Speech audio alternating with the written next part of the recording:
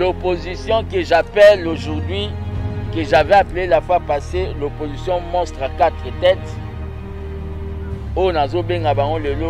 l'opposition bourgeoise, bango pe basala ki o babengi lancement ya manifestation. Il y a eu 2 députés, Mike Mukeba et Daniel Safou.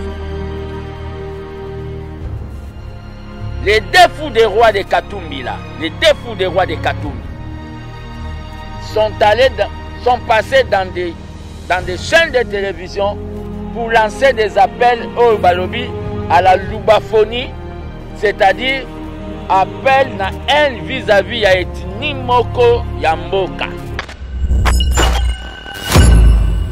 La même opposition bourgeoise, ils ont ça la marche, na sima ba jipeza, na ba o babengi au glacé. Mais peuple a otambola makolo, bango ba okima, Katumbi, tu as vu comment tu as fou, hein? Dans le lien des lieutenants de cet opposant presse Pengue, va même à l'hôpital pour filmer journaliste et à moi si Joel Joko pour transformer journaliste en militant. Il y a Lamouka.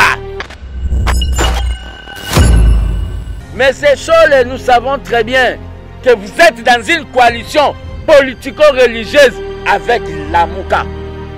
Pour Swakambongo, il y a Iranium. Chaque mois, c'est pour cela que vous prenez position. Nous savons très bien. Mais nous ne quitterons pas l'église catholique parce que l'église catholique ne vous appartient pas.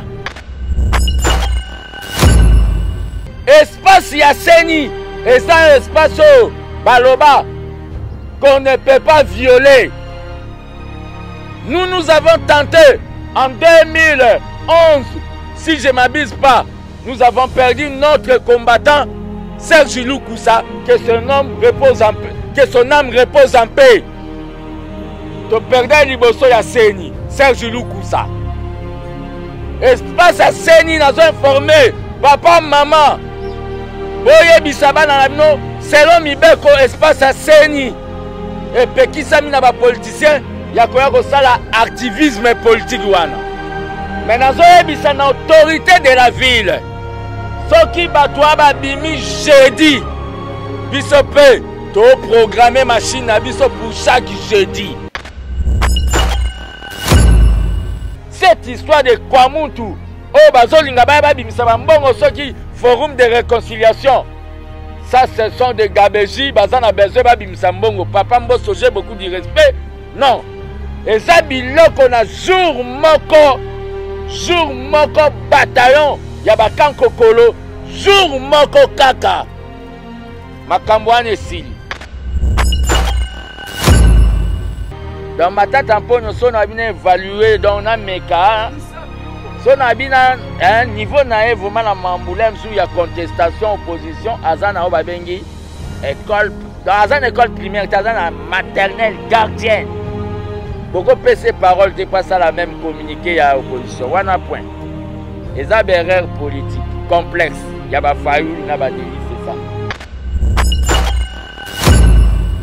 Bazana malchance. Opposition monstre wana. Katumbi. Matata. Délit c'est ça. Fayoulou. Bazo oué la ka mwasi moro. Mwasi ango. Eza ou abengi kicha fati. Kalate ba opanza.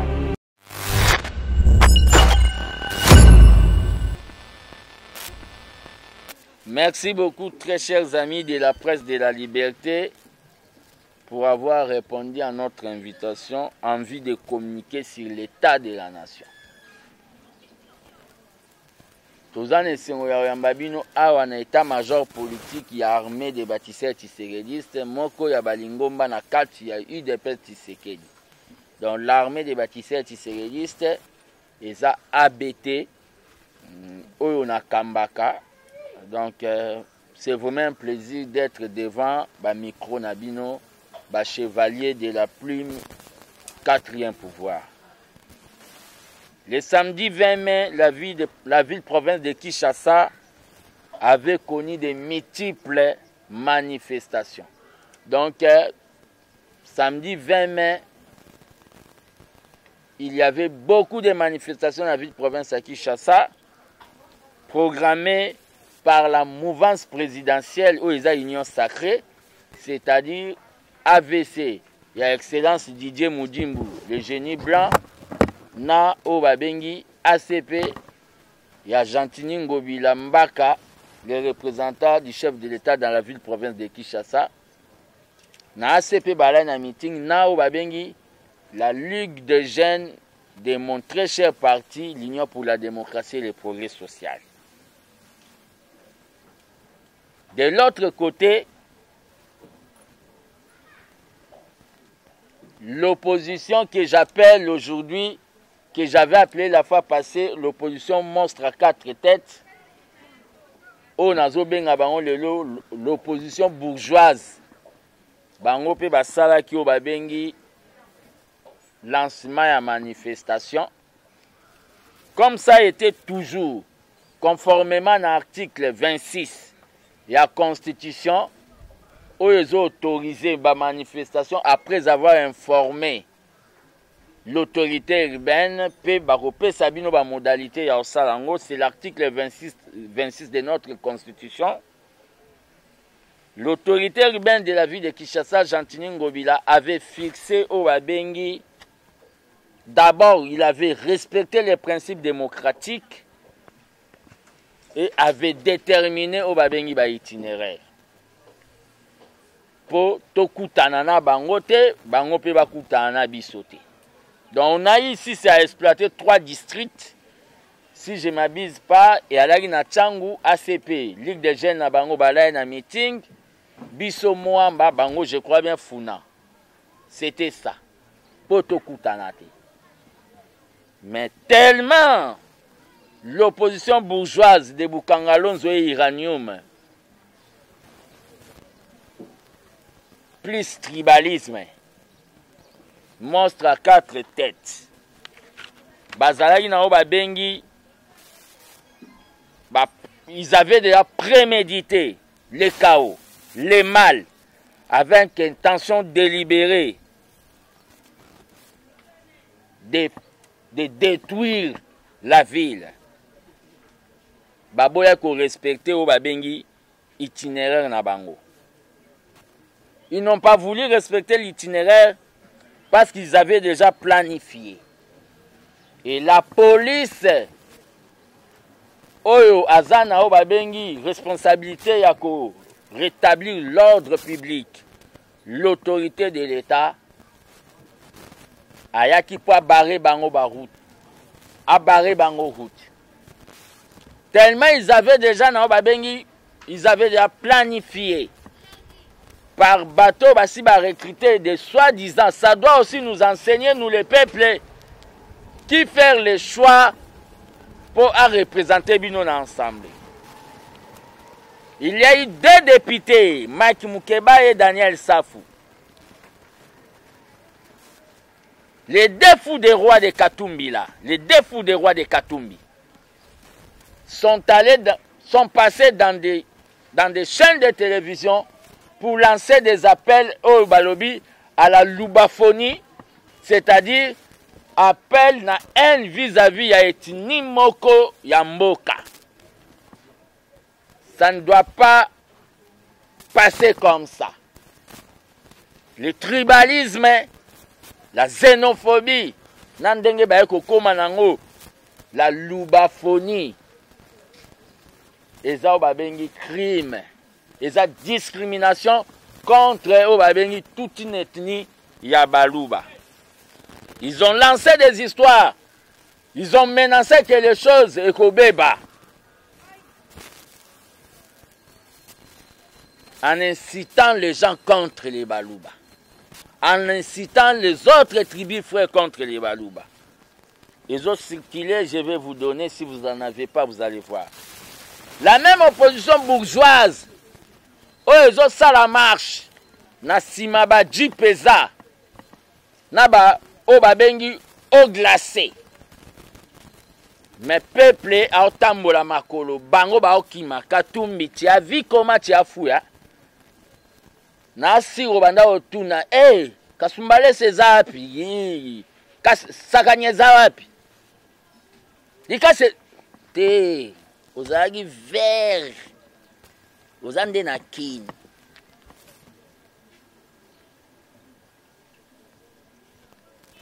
Cette opposition monstre à 4 têtes.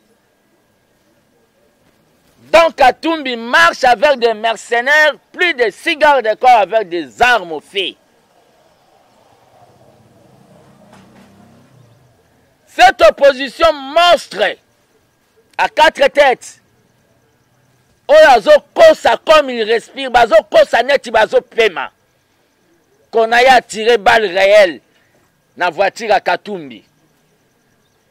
Quand vous tirez balle réelle, normalement, il faut percer na kicho yovandi. Et bête même na vitre à ciment. Et ça, va bengi libanga perdu, il y a des militants à bango babanda yiko sala la police et violence. Cette opposition, monstre à 4 têtes, doit être réencadrée aujourd'hui. Je l'ai dit et je le reconfirme. Au Congo, il n'y a qu'un seul opposant qui est Monsieur le président honoraire Joseph Kabila. Tous ces gens-là, ce sont des aînés, des aventuriers. Ce sont des sous-traitants de Paul Kagame. Ce sont les gens qui ont constitué branche politique. Il y a Paul Kagame envie de fragiliser le pouvoir du peuple d'abord. On ne vous laissera pas même une seconde. Infraction grave. Cette opposition bourgeoise, monstre à 4 têtes, de Katumbi l'Iranium, de Matata Mponyo, Bukangalonzo, de Fayoulou, président de nuit, de Délice Sanga, Moutaketo, a instrumentalisé des gangs on a lingala tobenga rabakuluna. A même instrumentalisé des mineurs pour battre bango comme bouc émissaire en vie bas exploitant. Cette fameuse opposition bourgeoise monstre à 4 têtes, ils ont démontré noir sur blanc comment bazaba malhonnête, bazaba toi le kuta. Lokuta monene, lokuta monene.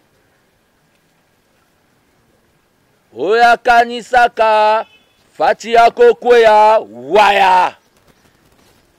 Ils ont démontré comment bazaba tuyao babengi ba malhonnête.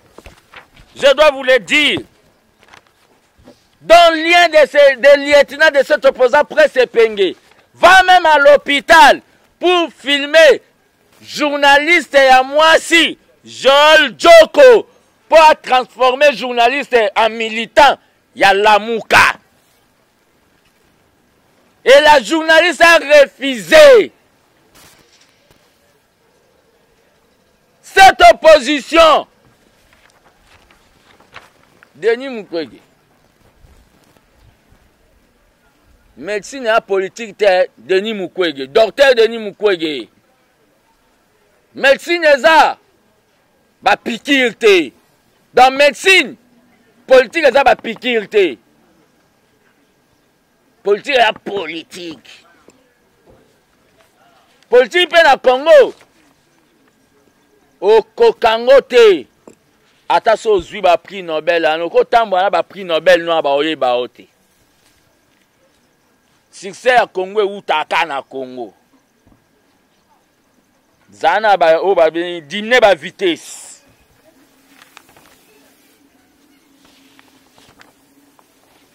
Ils ont créé beaucoup de dégâts. 23 policiers blessés. Policiers à Moutouté.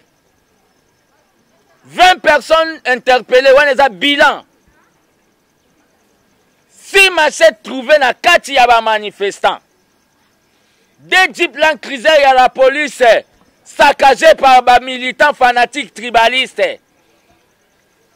Il y a opposition à 4 Mostra 4 têtes. 2 sous-siètes incendiés. Ils ont poussé la police na o babengi dérapage. Que je condamne en tant que gardien du temple. Les garçons, Roger Massassou, les mineurs, le petit Roger Massassou. Je vais vous donner les images qu'il était instrumentalisé.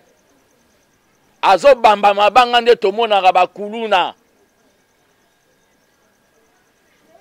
Mais il y a des images qui circulent. Pourquoi ils sont en train de... L'IDPS fonctionne avec l'œil du peuple. Bon, bimisi image à brutalité, ba policier, ba osalae, que nous condamnons avec les dernières énergies, peut-être senga ba policier, ba menaça qui mineur wana. Baza misa touté, ba là tu au moins ba 6 selon vidéo. Il faut baza l'interpeller, pèse à la radio télévisée, envie à couper ça ba policier misusu. Leçon que baza double homme, baza ba double homme té. Il fait à la radio télévisée. Ba policier ba beta du mwana malgré tout. Si nous laissons ba actuana, et que ça la bienté, ça va continuer. L'opposition va même exploiter ba image. Yamabe, yaba manifestation ya kala, au pouvoir au leki. Et beta batu ba masasi batu ba michopwe bima, bazo ke ko exploiter na ba photo na bazo actualiser yango. Pour ba sali ka pouvoir. Monsieur le coordonnateur y a la voix de sans voix. Que ça la fanatisme était. Ça attendre nano babengi monitoring. Il y a des manifestations qui passent dans une radio de la place pour qualifier que nous sommes responsables. Il y a des makamwa. Pourquoi vous voulez jeter de l'eau pauvre dans le président de la République? Pourquoi? Aux États-Unis, quand les policiers blancs tabassent, les noirs peuvent commettre des crimes.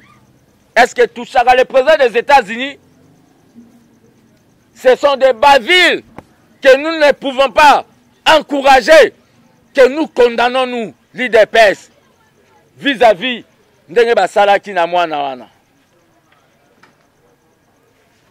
Vraiment, c'est regrettable. Des leaders qui marchent avec des jeeps derrière. Après, la population là va marcher à pied.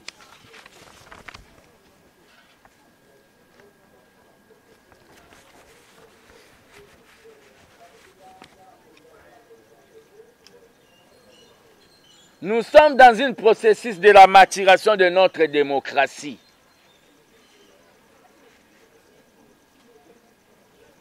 Nous avons trouvé une armée, nous avons trouvé, excusez-moi plutôt, police moko, oyalagi ya police mélangée. Il y a brassage, RCD Goma, RCD KML, MLC, version rébellion Sidoubangi, Bango Tubakoti plus Bakadogo. Ça nécessite au babengi réforme.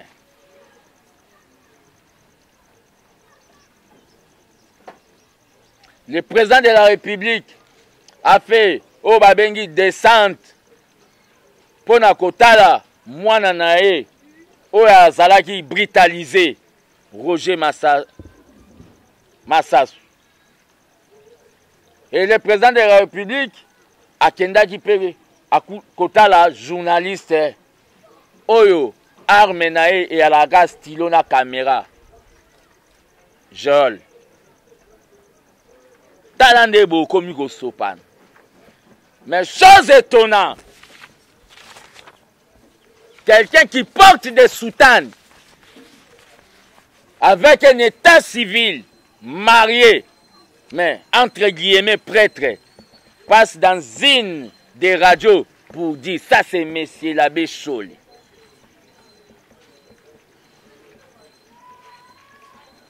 Monsieur l'abbé Cholé, quelle est la différence entre déclaration de Moïse Katumbi, il y a quand il y a opposition à monstre à 4 têtes, na déclaration na yo.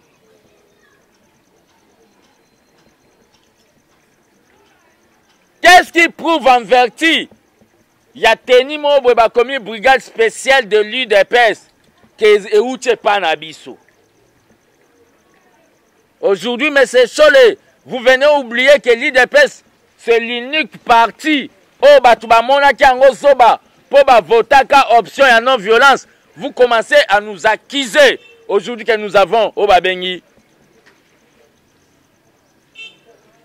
milice. Mais c'est Cholé, nous savons très bien que vous êtes dans une coalition politico-religieuse avec la Mouka. Bozwa Kambongo, il y a Iranium. Chaque mois, c'est pour cela que vous prenez position. Nous savons très bien. Mais nous ne quitterons pas l'église catholique parce que l'église catholique ne vous appartient pas. Personnellement, tous les combattants de l'UDPS qui sont catholiques, l'église catholique est pour nous Cholé na mbongo. Mais tu continues à regretter Cardinal Maloula. Parce que s'il était là, je ne crois pas bien, Bongabo Zwata, au Babengi, seconde Yakolobaka, Baliveng, na bêtise, na Makamboyo, ya Batoubaran intention Yako détruire Mboka. Vous avez déjà vu l'UDPS avec des milices. Et vous confirmez. Je ne sais pas si en vertu de quoi. Toliaki excès de communion Tonin. Que Batiraki Moïse Katumbina avec des balles réelles. Vous confirmez.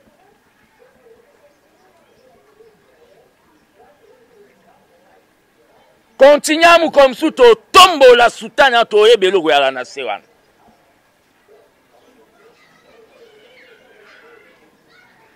Prêtre avec état civil, marié, père des enfants, caché quelque part ici en Italie.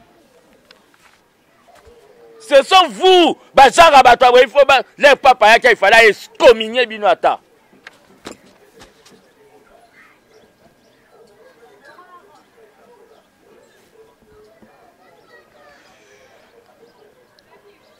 Mata Tamponio, tu prends même le courage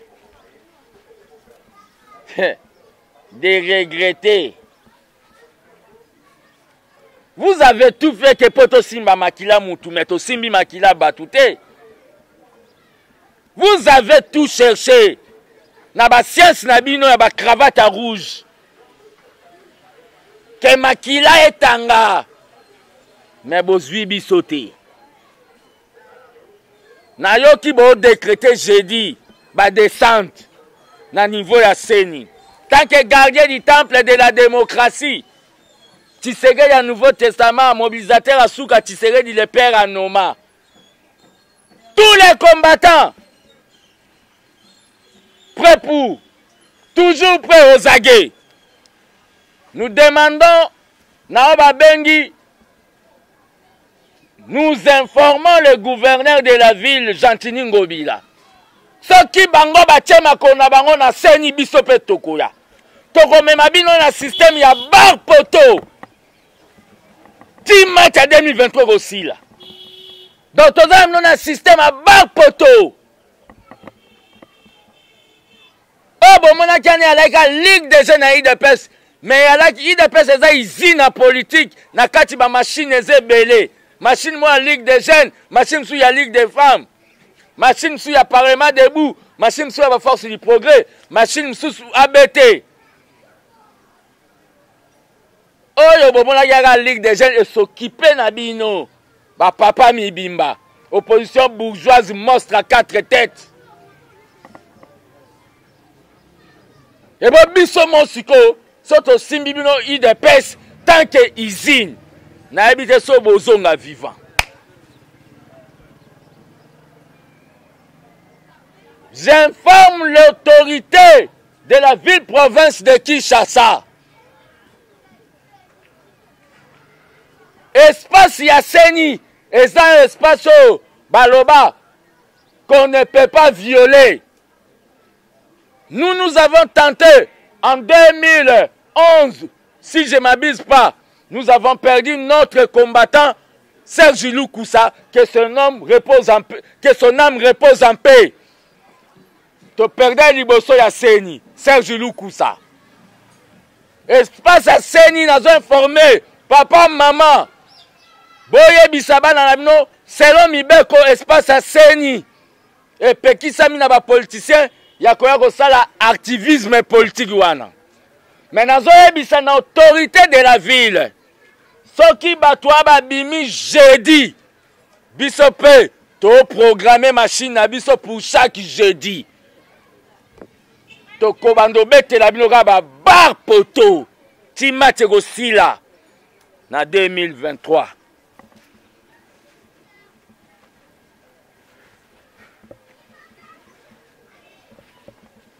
Travailler avec des France 24, des chaînes des Occidentaux, des chaînes corrompues. Travaillez avec vos chaînes étrangères. Là où vous donnez, Bambongo, Boyiba et Belé, il y a l'État, les biens mal acquis. Opposition, ça passe, hein. Quand tout le monde qui maquille, Babeta eka ya pembe, gaz à pembe. Et bon, ça va bêter banda bêta biso ya violé. Nasi olinga ko piquer crise. Boko mesana. Leto yembela bino mame lelilele bako mesana. Mame lelilele boko mesana.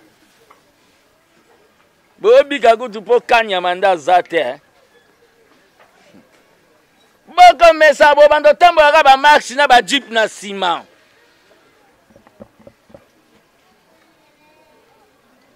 Biso to sali maxi na so félicitations et outils et pas CG Kabouya na ba jeune nyonso ya UDPS. Félicitations na ba parti ya Union Sacrée. Oh bazaka Union Sacrée ya ba manette na cravate te oh babima na nzela wana na tangi kombo ya AVC. Ya DJ Mudimbu na ACP ya Gentini Ngobila. Félicitations to baïda komona da ba Union Sacrée. Oso biso to beti siffler. Bango pe babi ouais toza nous sommes prêts. Na ba Union Sacrée. Ya ba charte signature à charte to baïda komona bino déjà. J'informe pour cette occasion na ba combattant nyonso ya UDPS. Ya ville province de Kinshasa. Le séjour à l'équipe à CG Nyonso, Augustin Kabouya Mwana Bouté, le chef du parti, le vice-président de l'International Socialiste, a voyagé qui en Europe, précisément en Belgique. À Kozonga samedi, tozala de manière spontanée dans l'aéroport, poto kendo yamba Mwana Bouté, le défenseur de l'identité idépécienne, tozala belé dans l'aéroport. Je suis en train de vous dire tous nos détracteurs. Quand vous voyez qu'Augustin Kabouya a rassemblé les ténors de l'IDPS comme fils Moukobo et Badiab aussi pour poli match, mais match dans les athées. On ne change pas l'équipe qui gagne.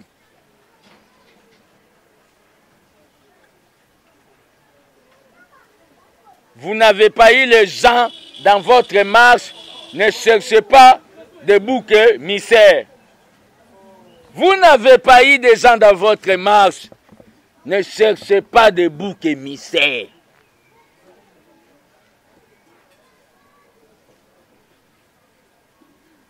Allez acheter France 24, acheter des agences Reuters, acheter toutes ces chaînes-là. Mais la vérité restera la vérité. Et tika ibo ke somana batumsu basala ba accident ya ba moto. Pobo laksa ba ke baza ba victime ya marche. Comparer n'est pas raison. Ba pouvoir eleka alaki mutu akwei na marche akufi ba yibiye balatisi ba croix rouge balatisi ba soda bilamba croix rouge. Nous on n'a pas le temps de faire ça. On n'a pas le temps de faire ça.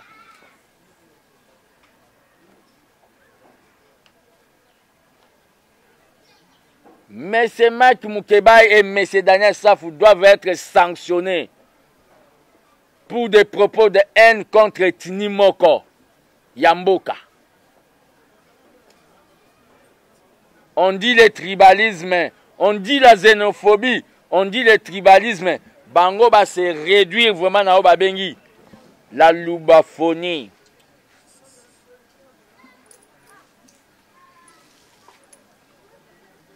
J'ai dit et je vous remercie.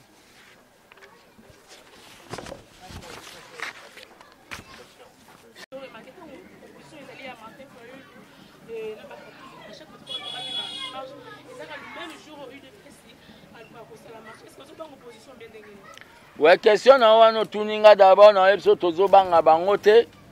Biso bango ba code saka le 13 ba FC bango ba sala le 18. Mais biso tosi to code sa lettre avant bango pour na le 20. Bango sa consulter au ba bengi agenda hôtel de ville ba tie le 20. Pour bango bazo luka confrontation. Ba luka nde bagarre, ba luka incident. Objectif na bango yangwana. Bango ne batia ina date na biso.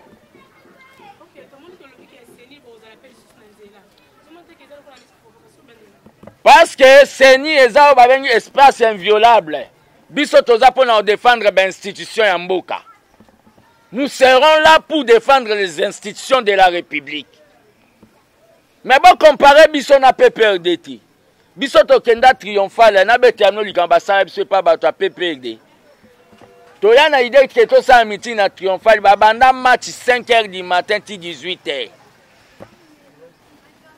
Bataro koti ba beti ba femi ba ke ba meli mai arbitre Kanyama. Sko yokota biso salibinori. Tala bosi bo kota meeting. Bosa meeting boluwe na ba podium boya na boye bo kuti na 5h ba les bandits. Police d'intervention contre police de brigade, légion militaire contre ba mama ba soda. Ba bandits wa 5h ti 18h. Match ici là. Wana ba sala biso mais biso toza prêt au sala binoté. Donc c'est ça ce qu'il y a. J'ai dit au bango bazolinga ba programmer ba kende ko sala désordre na niveau ya Seni ba eba ke IDPS à travers l'île des jeunes na bango et kende ko défendre au babengi institution d'appui à la démocratie Seni. Donc toza na système à bar poto.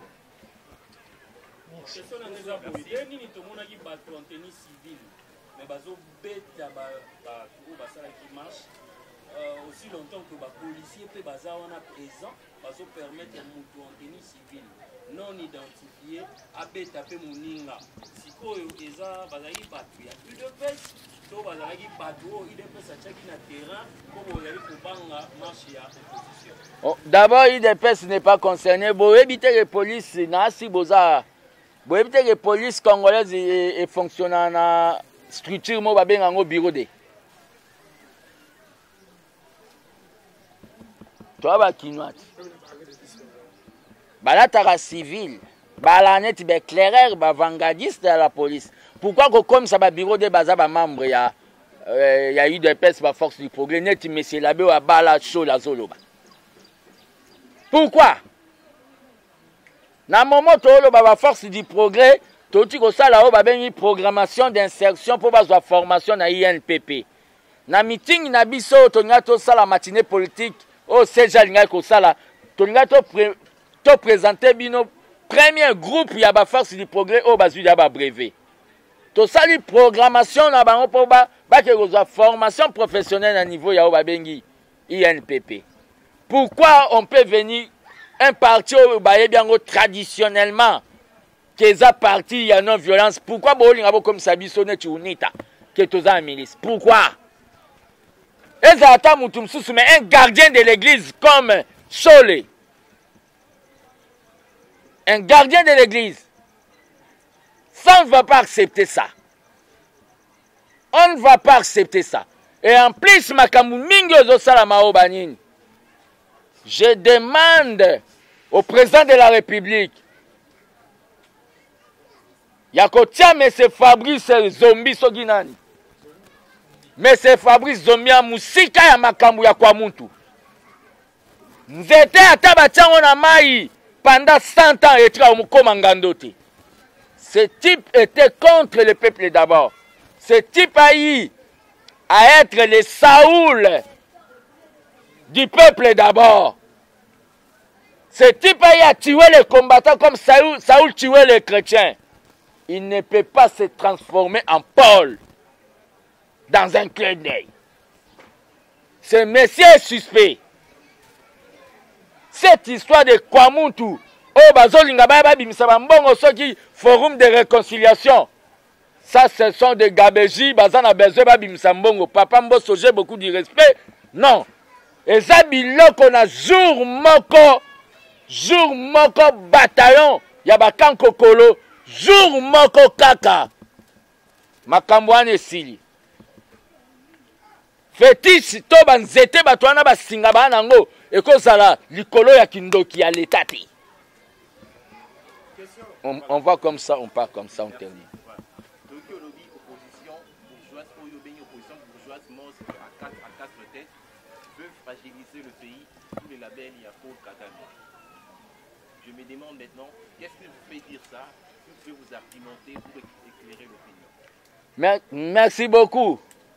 Quand ces gens-là, les monstres à 4 têtes, insécurité globale, insécurité généralisée. Na munoko na bango koyoka place monte bazotanga auteur principal ya insécurité na Congo eza Paul Kagame. Na ba communication na bango ezate.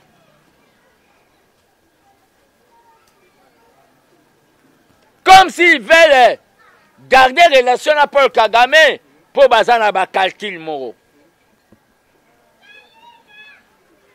Il y a des gens comme les Mata Tamponyo, il fallait normalement kanga munoro naï. Azwa moi temps. Peuple congolais, Katoum n'acceptera pas de tomber dans les fronts. Debisoto kenda tozwa ba bal lobo ko tika na libende. Il n'acceptera pas de tomber dans les fronts à tika ba millions ya oyazwa na ba uranium na ba coltan na ba manganèse na ba lithium na ba or. Matata Mponyo n'acceptera pas de tomber dans les fronts. Il y a combat liberté. Atike Bela Mbongo Aïba ya Bukangalonzo ya bancalisation. Il y a ba FMI. Et Bakondi Mate.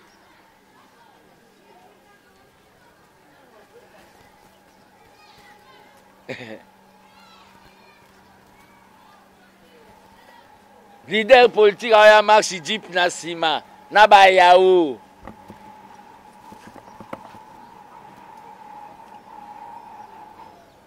Katumbi bon séjour à Kinshasa. Kozona na Katanga te zala. O me la pem. Pem.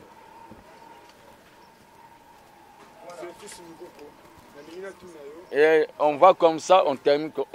On va, on veut. C'est là, c'est là. Voilà, merci. Au début, discours à Bino Banda qui comprenait l'article 26 de la Constitution qui prévoit, n'est-ce pas, que les gouverneurs puissent cerner ou donner l'autorisation pour qu'il y ait marche, n'est-ce pas, du parti politique. Et en vous suivant, est-ce que ça revient au droit au gouverneur, bien qu'il va donner l'autorisation pour qu'il y ait marche, est-ce que ça lui revient de déterminer les itinéraires? Ça, c'est ma première question. La deuxième question, vous étiez en train d'évoquer sur les différents troubles qu'il y a eu, n'est-ce pas, lors de marche, il y a opposé la question. Mais, l'union, ce moment-là qui fait, ça avait été traité, ou encore des images circulaient partout. On a remarqué qu'il y avait même des policiers qui avaient des armes blanches, y compris des armes à feu. Ils ont eu à s'aimer les troubles lors du marche des opposants. Ma toute dernière question serait, en quoi est-ce que ces régimes seraient-ils différents du régime kabiliste qui réprimait, n'est-ce pas, la marche pacifique déterminée par les opposants? D'abord, je commence par la dernière question. Est-ce la marche en question était une marche pacifique? Une marche dont on faisait l'antifada, hein, na Palestine. Une marche comme la Palestine. La marche n'était pas pacifique. Selon la Constitution, l'autorité détermine les modalités. Dans l'article, il y a eu demande, il y a 3 manifestations. Dans le moment, il y a des menaces au niveau de Bakwamoun. L'autorité détermine que Boko Banda Boy. Vous dites que vous êtes des leaders populaires. Pour votre information, moi je suis un jeune leader. J'avais fait une descente rien qu'avec un $200 dans Matadi, dans Congo central. Na commis vendredi, le dimanche, na tondi ça claque derrière hôtel Métropole. Plein à craquer. Pour Ranangé Kenda. Na Kenda et Katanga. Na otambo na venu de la révolution. Ba voiture et l'ingé ça embouteillage. Parce que je suis déjà un jeune leader transnational. On peut vous mettre partout. Pourquoi vous choisissez seulement Tchangou? Vous choisissez seulement des zones où il y a en majorité les gens, il y a province Neti Abandundu. Pourquoi? C'est du tribalisme jusqu'à la moelle épinière. L'autorité peut déterminer les itinéraires. Il était dans l'obligation de déterminer les itinéraires pour éviter l'irréparable et le chaos. Les policiers sont monaki, armes blanches.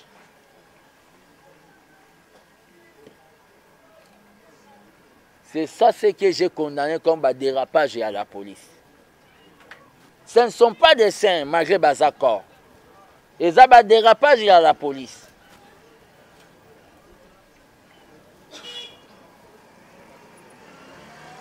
Donc ils ont un dérapage à la police. Mais M. Sol ne doit pas oublier structure à force du progrès. Que la police est en branche. Ce sont des gens que vous avez vus là-bas en tenue civile.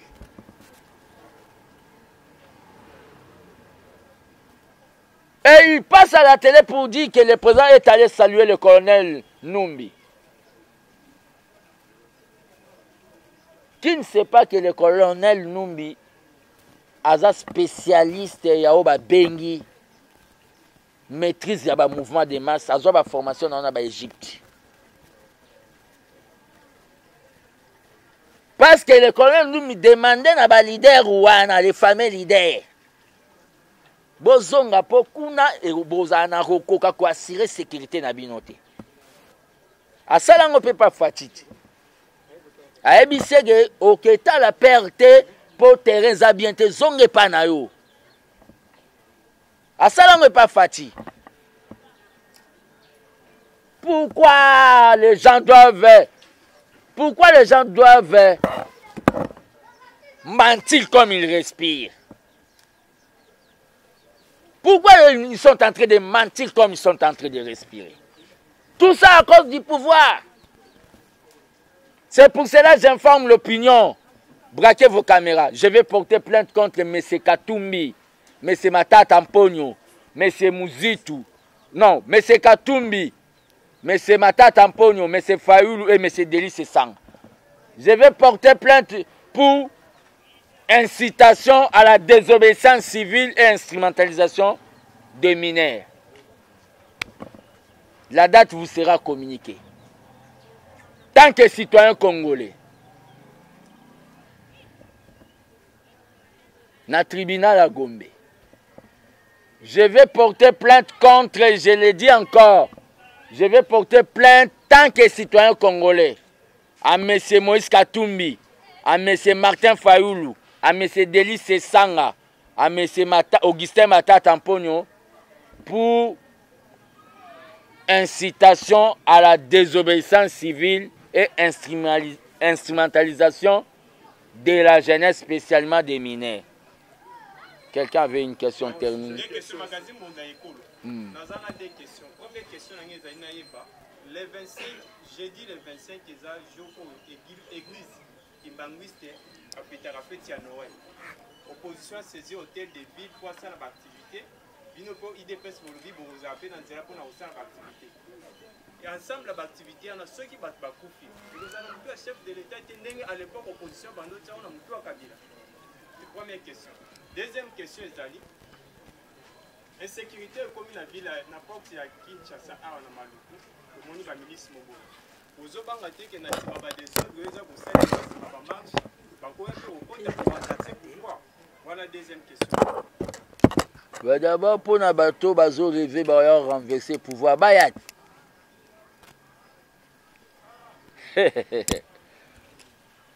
Naebisa toujours Nabato, Bayo renverser le pouvoir. Ils n'auront pas même le temps que nous avons pris le pouvoir. Quand l'air aux autres prononcé que nous avons pris le pouvoir, na minute à toi envahir Babalabala. Peto bandio babengi chasse na famille na bino, chasse place maman na bino azalaka, chasse place noko na bino azalaka. Bozwa kutu tante.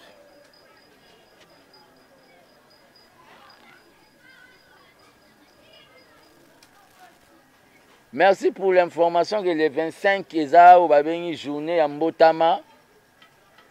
Noël ya bakimbangiste, l'autorité urbaine ou eza Gentini Ngobila.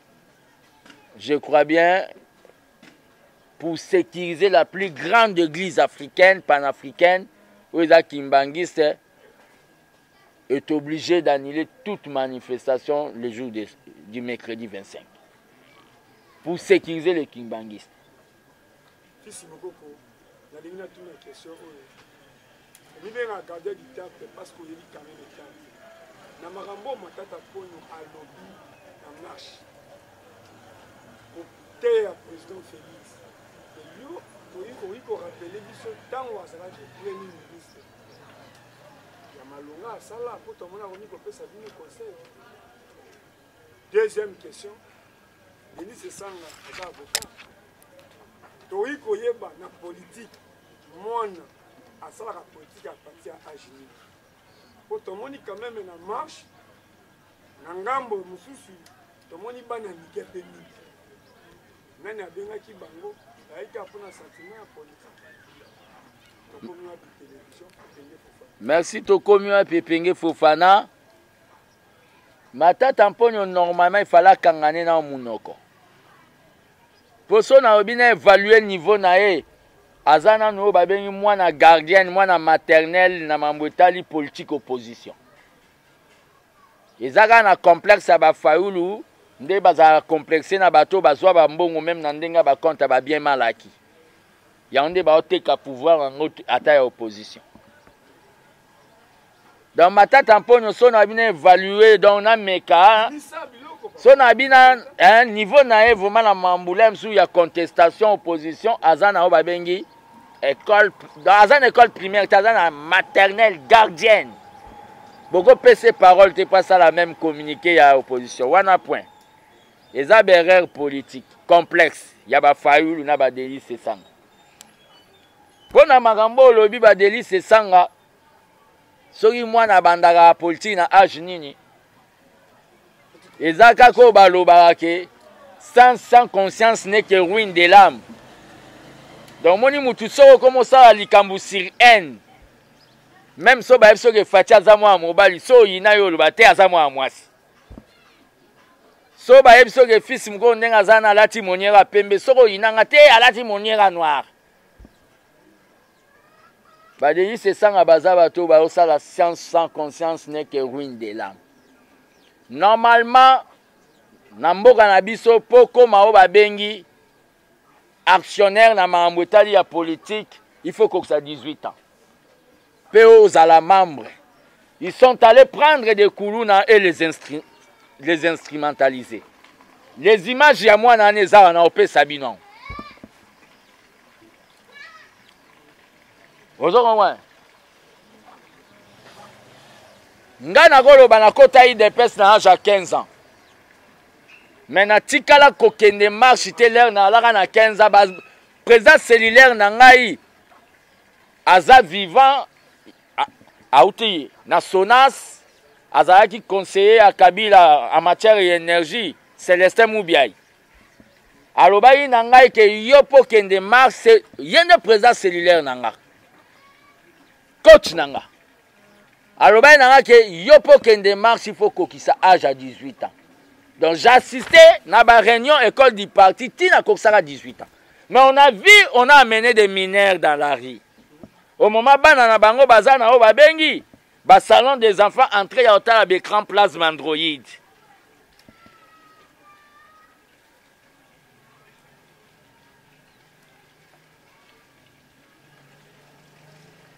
L'Assemblée provinciale de Kinshasa, l'Assemblée nationale, il faut bien invalider Daniel Safou et Mike Moukebaï pour des propos xénophobes, pour des propos tribaux vis-à-vis ethnie.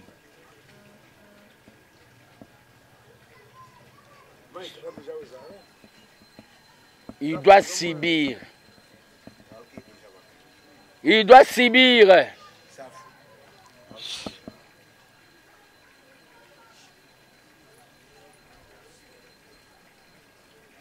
Nous devons vous dire ceci.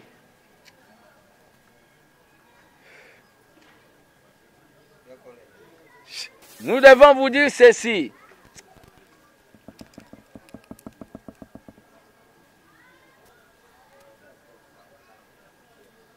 Nous continuons la lutte pour terminer.